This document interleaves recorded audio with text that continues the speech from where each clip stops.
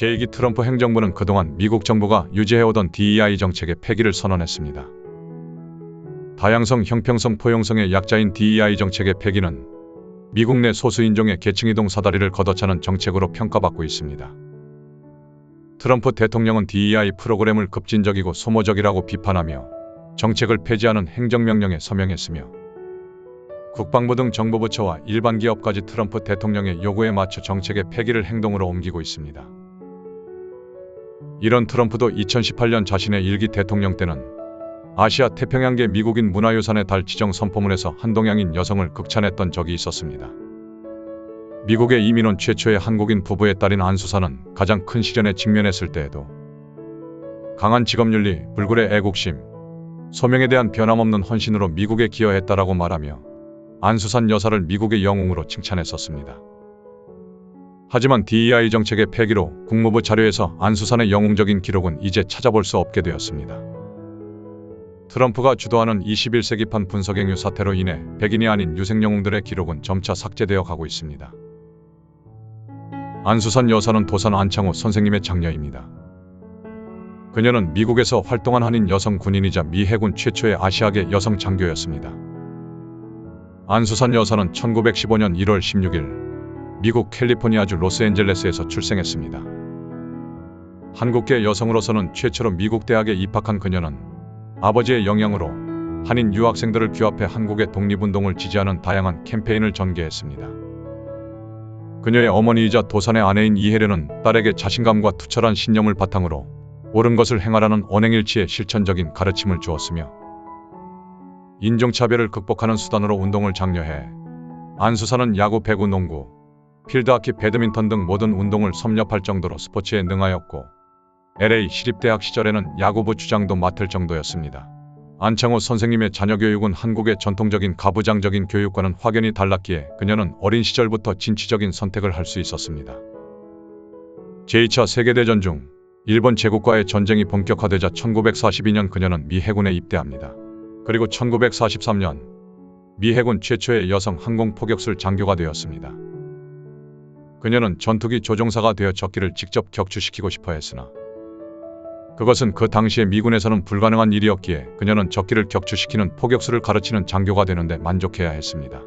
이후 그녀는 일본어를 할 줄 몰랐으나 한국어, 일본어, 영어 등 3개 국어를 한다는 잘못된 소문이 퍼진 덕분에 해군 정보국으로 자리를 옮겼습니다.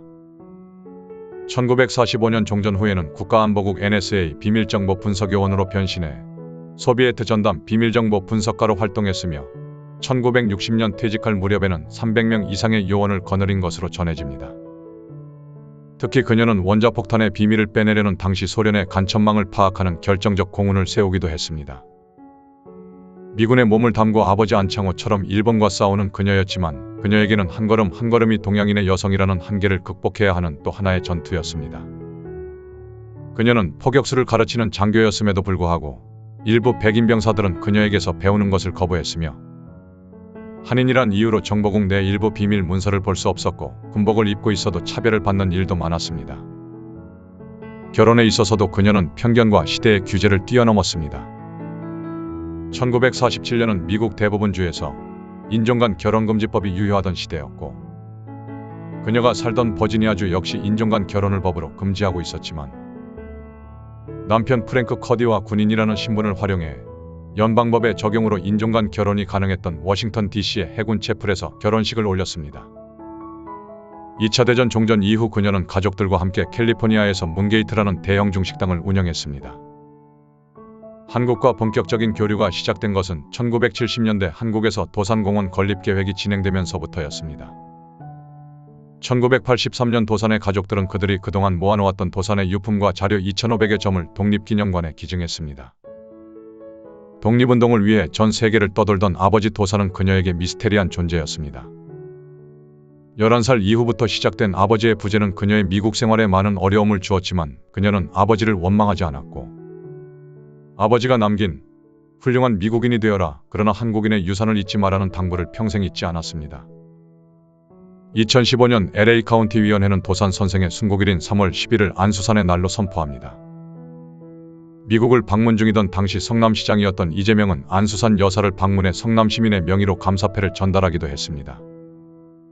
그리고 2015년 6월 24일 안수산 여사는 향년 100세를 일기로 별세하셨습니다. 독립운동을 위해 51호 52호 여권으로 미국을 방문한 최초의 한인부부 안창호 이혜련, 그리고 미국 한인공동체 집단에서 태어난 최초의 한인 2세대의 데모 안수산 여사님. 안수산 여사님은 활발한 사회활동으로 교포사회는 물론이고 미국 정부로부터도 많은 공로상을 받으셨으며 타계하시기 하루 전까지도 한인 2세들에게 강연을 하셨습니다. 안수산 여사님이 생전에 집필한 회고록 버드나무 그늘 아래는 초기 이민자들의 독립운동 역사와 생활에 대한 소중한 정보가 되고 있습니다. 우리의 삶을 더 가치 있는 것으로 만들기 위해 자신을 희생한 한 사람의 이야기가 계속될 수 있도록 구독을 부탁드립니다.